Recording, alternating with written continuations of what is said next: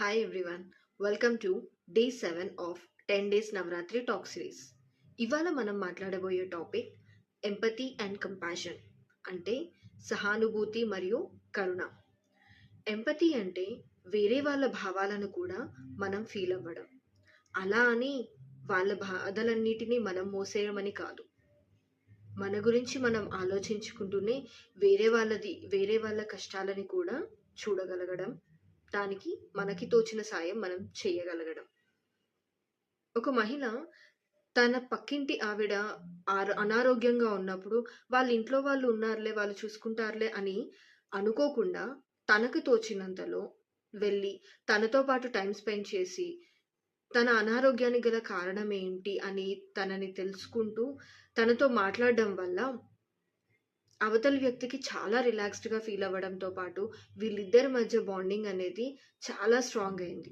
ఒకళ్ళకొకళ్ళు వాళ్ళ సహాయాన్ని, వాళ్ళ కృతజ్ఞతని తెలియజేయగలిగారు. సో దీన్ని బట్టి మనకు అర్థమవుతుంది ఏంటి? ఎంపతి వల్ల స్ట్రాంగర్ కనెక్షన్స్, స్ట్రాంగర్ బాండ్స్ అనేవి ఏర్పడతాయి.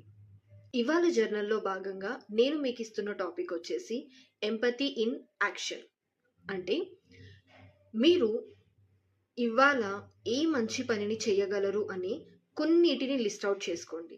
లైక్ వేరే వాళ్ళని చూసి ఒక చిన్న స్మైల్ ఇవ్వడం కానీ, ఎవరికైనా కాల్ చేసి మాట్లాడడం కానీ, లేదా మీతో ఎవరైనా మాట్లాడుతూ ఉంటే వాళ్ళు చెప్పేది ప్రశాంతంగా వింటూ ఉండటం కానీ, ఇలా ఏదైనా ఒక పనిని మీరు ఏమేం చేయగలరో లిస్ట్ అవుట్ చేయండి.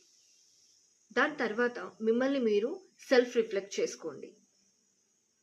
ఒకవేళ మీరే కష్టంలో ఉంటే మీరు ఎవరిని కాంటాక్ట్ చేయగలుగుతారు? మీకు సహానుభూతి చూపించే పర్సన్స్ ఎవరు?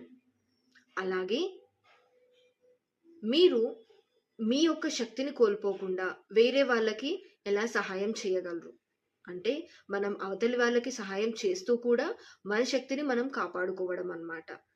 ఇలా మీరేం చేయగలుగుతారో ఒక్కసారి ఆలోచించుకోండి. That's it for today's session. రేపు ఇంకో ఇంట్రెస్టింగ్ టాపిక్ తోటి మేము ముందుకుంటాను. ఈ సిరీస్ గనుక మీకు నచ్చినట్టయితే లైక్ చేయండి, వేరే అందరితో పంచుకోవడానికి షేర్ చేయండి. అలాగే మీ ఎక్స్పీరియన్సెస్ని నాకు కమెంట్స్ బాక్స్లో కమెంట్ చేయండి. Thank you so much. జై హింద్, జై భవానీ.